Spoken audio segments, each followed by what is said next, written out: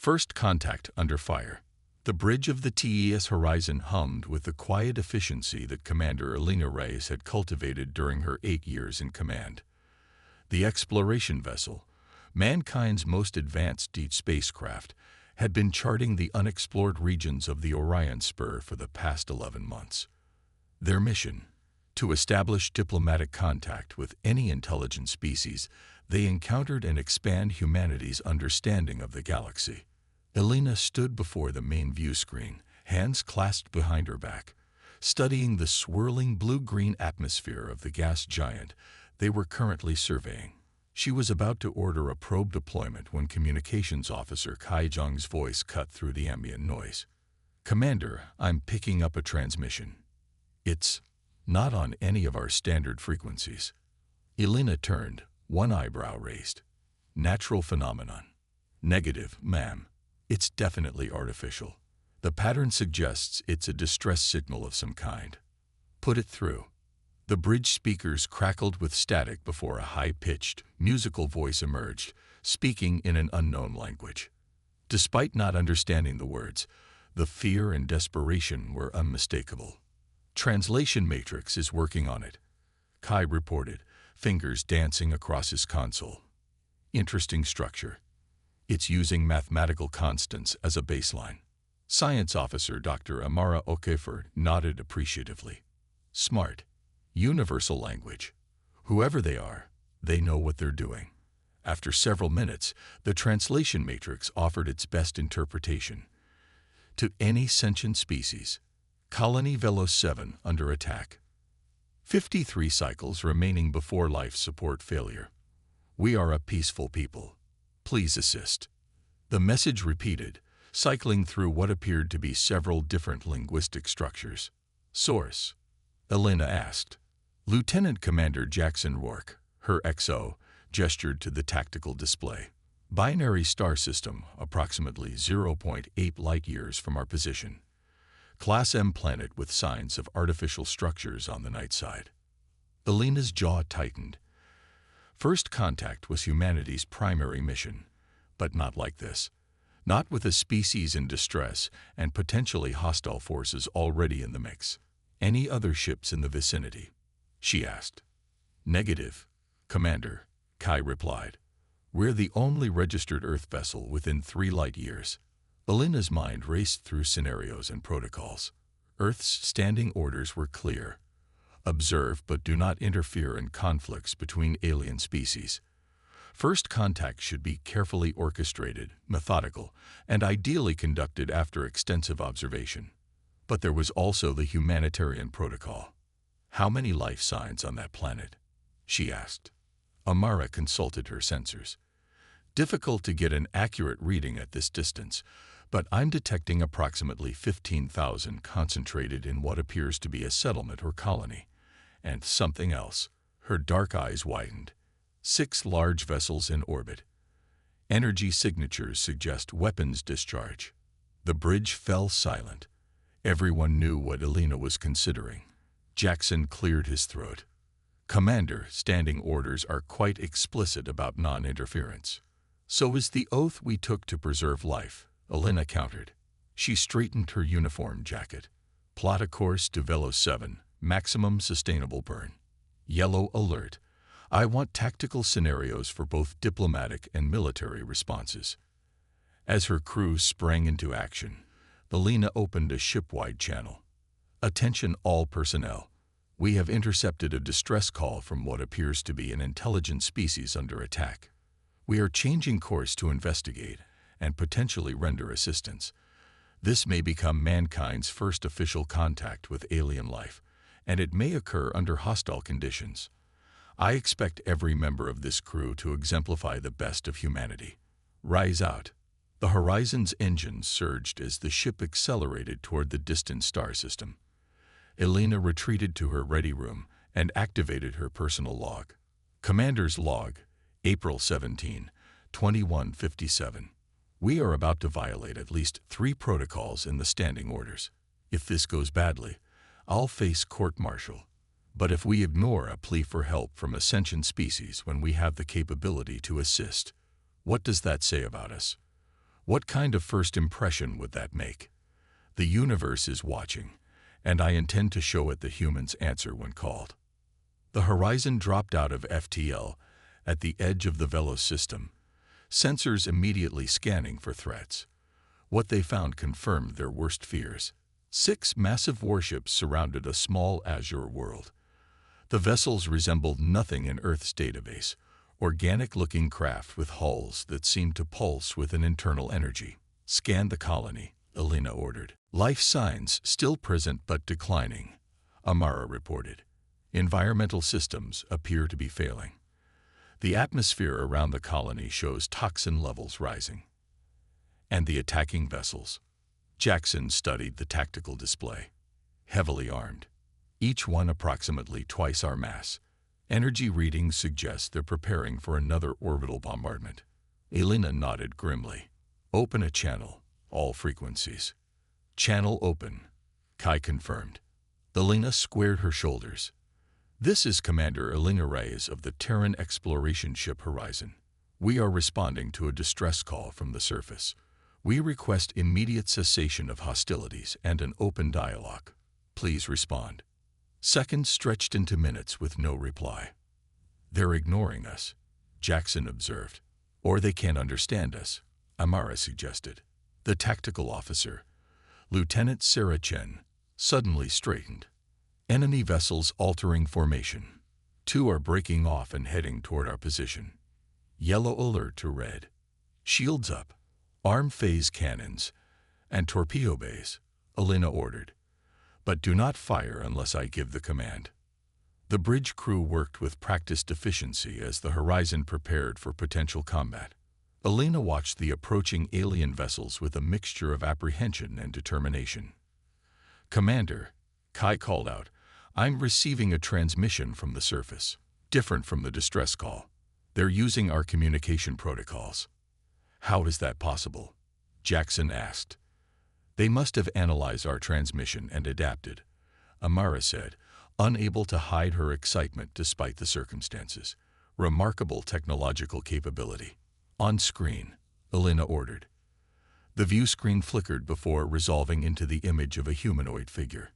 Its skin was a pale lavender, with large, luminous eyes that dominated a delicate, almost childlike face. Behind it, other similar beings moved frantically in what appeared to be an environmental control center. "Terran vessel," the being spoke, its voice melodious despite the obvious stress. "I am First Scholar Nalan of the Velusian Concord. Your language assimilation is impressive." "First Scholar, this is Commander Reyes. We received your distress call. Can you tell us what's happening?" "The Drax Collective found our colony. They seek our biotechnology. They care nothing for life, only resources." Nalan's large eyes blinked rapidly. "Our environmental shields are failing. The toxins in our atmosphere, we cannot survive exposure." "How much time do you have?" "Less than 40 of your hours before critical failure. Please," Nalan's voice faltered. "We are not warriors." Elena nodded. "We'll do what we can. Stand by." As the transmission ended, Jackson moved closer to Elena. "Commander, those ships are closing fast." "Orders." Elena studied the tactical display. The Horizon was outnumbered and likely outgunned. But she hadn't come this far to retreat. "Evasive maneuvers. Lieutenant Chen, target their weapon systems only. I want to disable, not destroy." "Aye, Commander." "And open another channel. Keep broadcasting our intent to protect the colony. Maybe someone in their command structure will listen to reason." The Horizon banked sharply as the first alien vessel fired, a sickly green energy beam that grazed their shields. "Shields holding at 92%, Chen reported. "That was just a warning shot, ma'am. They could have hit us directly." "They're testing us," Elena muttered. "Let's show them we're not easily intimidated. Return fire, disabling shots only." The Horizon's phase cannons lashed out, striking the lead Drax vessel with surgical precision. The alien ship shuddered but continued its approach. "Minimal effect," Chen reported. "Their hull composition is unlike anything in our database." Switch to torpedoes. Proximity detonation. I want to rattle them, not destroy them. 2 photon torpedoes streaked toward the Drax vessels, detonating just ahead of their projected course. The resulting shockwave disrupted their formation, forcing them to veer off. They're regrouping, Jackson observed, and the other 4 ships are maintaining their positions above the colony. Alina's mind raced. The Horizon couldn't take on all 6 vessels, but they couldn't abandon the Volusians either. Kai, can you establish a secure link to the colony's environmental systems? Possibly, Commander. Their technology seems compatible with ours. Do it. Amara, I need an analysis of those toxins and potential countermeasures. As her crew worked, Alina addressed the tactical situation. Jackson, we need a diversion. Something to draw those ships away from the colony long enough for us to deploy assistance. Jackson thought for a moment. The gas giant we detected when we entered the system. If we could ignite some of the hydrogen in its upper atmosphere, it would create one hell of a light show. Alina finished. Make it happen. The Horizon executed a series of evasive maneuvers, drawing the pursuing Drax vessels away from the colony while approaching the massive gas giant. At precisely the right moment, the ship fired a modified torpedo into the swirling clouds. The explosion ignited hydrogen across hundreds of kilometers, creating a spectacular conflagration visible throughout the system. As expected, the display attracted the attention of the Drax forces. 4 of their 6 vessels moved to investigate the potential threat, leaving just 2 to maintain the blockade. Now's our chance, Alina said. Kai, status on that link. Established, Commander. We have limited access to their environmental systems. Amara. The toxins are primarily chlorine-based compounds, similar enough to chemical weapons from Earth's history. We can neutralize them by introducing a base compound. Can we manufacture enough? Not on the ship, Amara admitted, but there are natural deposits on the planet's surface that could be processed quickly with our technology. Alina nodded. Then we need boots on the ground. Jackson, assemble an away team. Environmental suits, scientific personnel, and a security detail. Commander, Chen interrupted. The 2 remaining Drax vessels have detected our maneuver. They're moving to intercept. How long before the others realize they've been tricked? 20 minutes, maybe less. Alina's expression hardened. Then we have 20 minutes to deploy that away team and establish a defensive perimeter. Make it happen. As the bridge crew sprang into action, Alina gazed at the beautiful blue world on the view screen, home to 15,000 souls counting on humans they'd never met before today. First contact is always unpredictable, she murmured, but no one said it would be a firefight. The resilience of Deathworlders. The landing party materialized on the surface of Velos 7 amid chaos. Lieutenant Commander Jackson Rourke led the 12-person team, 4 security officers, 4 scientists, 2 engineers, and 2 medical personnel, all clad in environmental suits. The air around them shimmered with toxic vapors, turning the sky an unnatural orange. Secure the perimeter, Jackson ordered. Dr. Patel, begin environmental assessment. The security team formed a protective circle while the scientists deployed their equipment. They had transported to a location half a kilometer from the Volusian colony, a collection of gleaming, dome-like structures now visibly damaged from orbital bombardment. Dr. Lakshmi Patel, the Horizon's chief xenobiologist, scanned the surroundings. Toxin levels are even higher than our sensors indicated. The Volusians wouldn't survive more than minutes in this. Can we neutralize it? Jackson asked. Yes, but we'll need access to those mineral deposits. She pointed to a ridge about 2 kilometers distant. And we'll need time to process them. Jackson nodded grimly. Time is the one thing we don't have.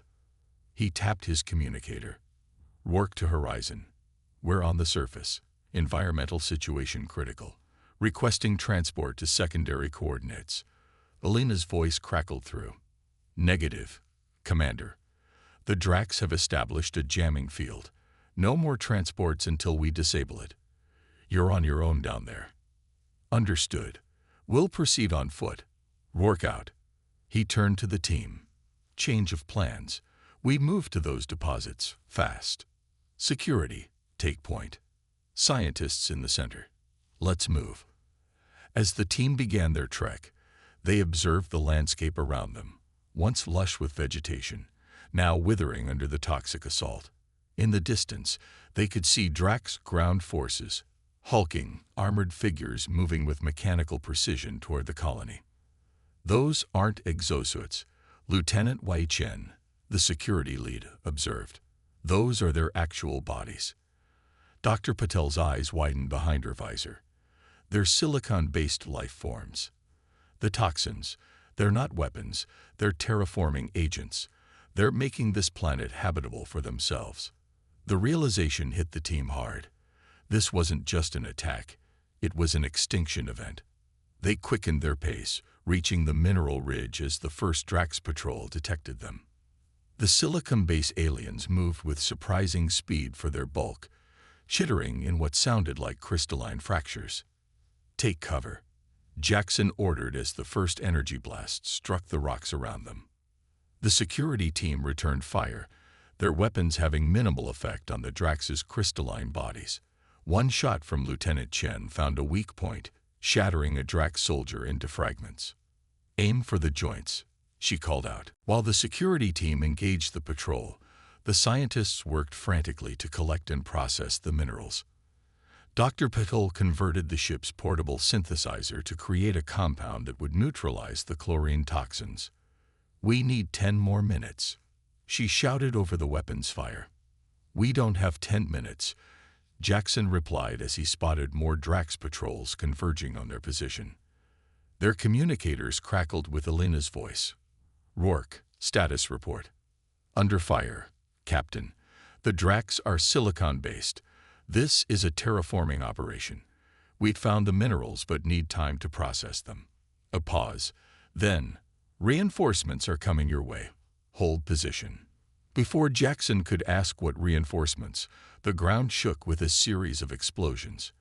From the horizon, Elena had launched a barrage of precision strikes, creating a perimeter of chaos around the landing party.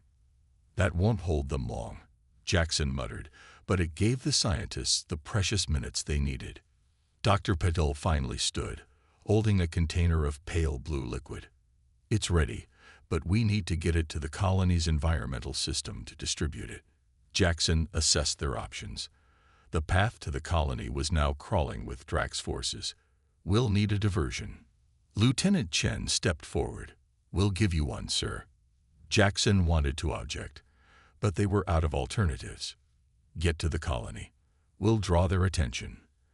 As the security team launched a series of coordinated attacks designed to pull Drax forces away from the colony, Jackson led the scientists through the toxic haze. They reached the colony's environmental control center just as their suits' oxygen supplies dropped to critical levels.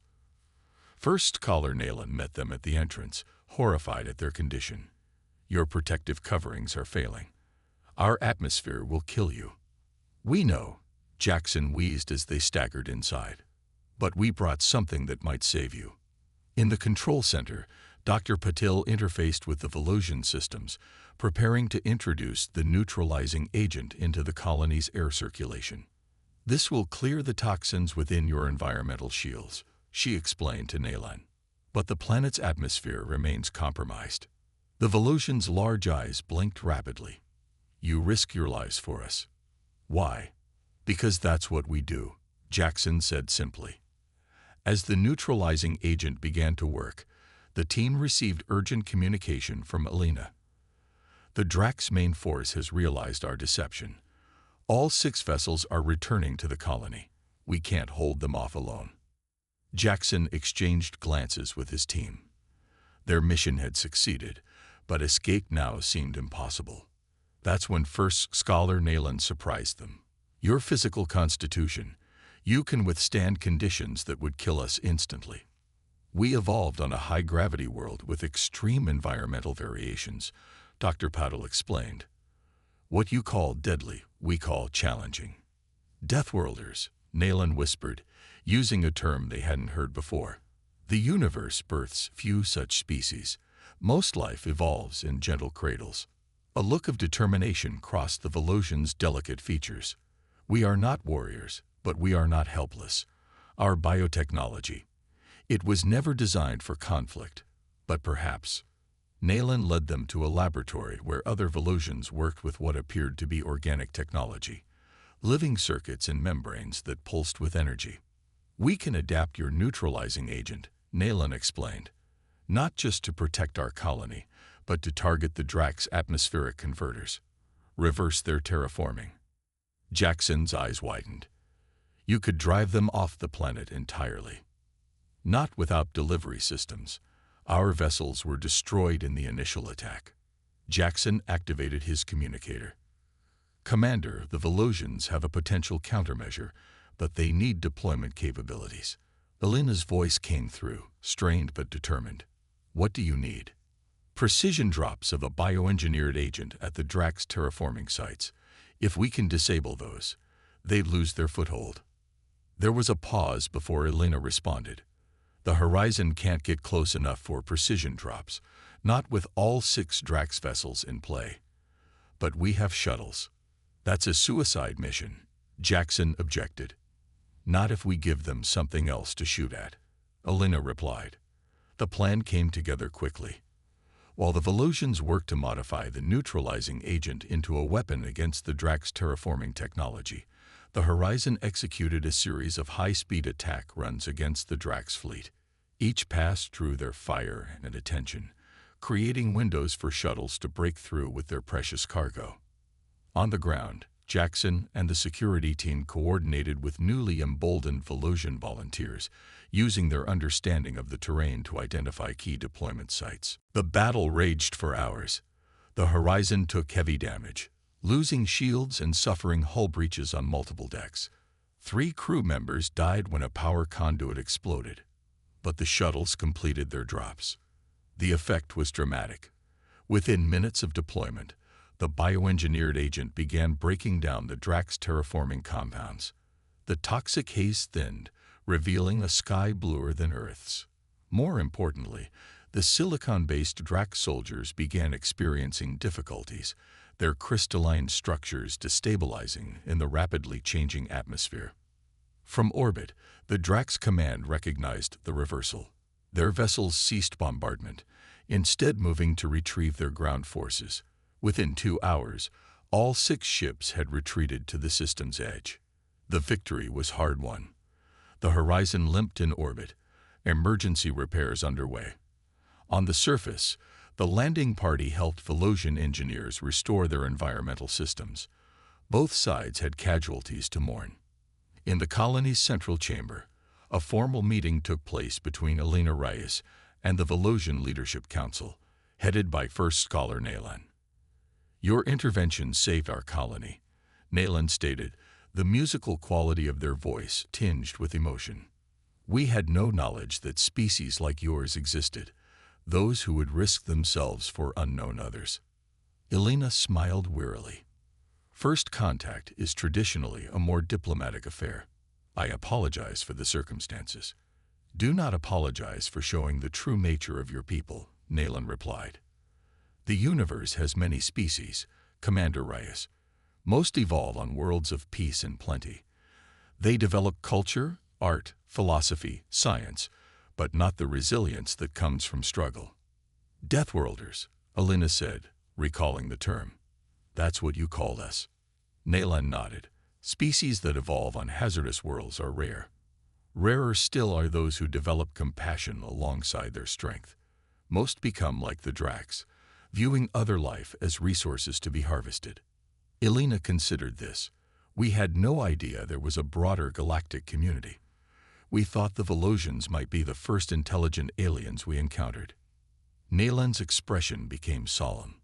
The Concord has hundreds of member species, but few with your physical capabilities.